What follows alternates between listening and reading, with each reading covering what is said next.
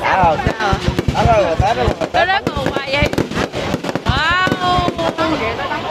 Đập hả?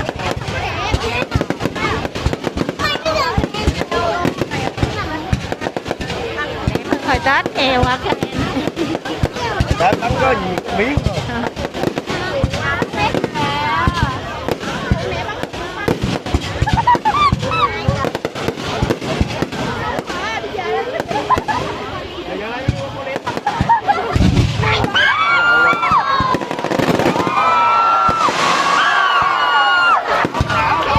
Lên cái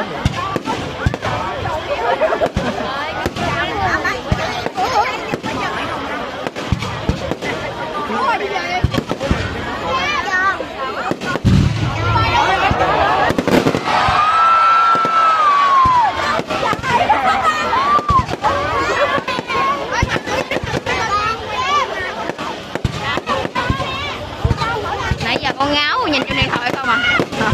Nhìn ngoài đẹp hơn. Quên, nãy giờ quên. Nhìn ngoài đẹp lắm. Trời ơi, thấy gì đâu. Ô.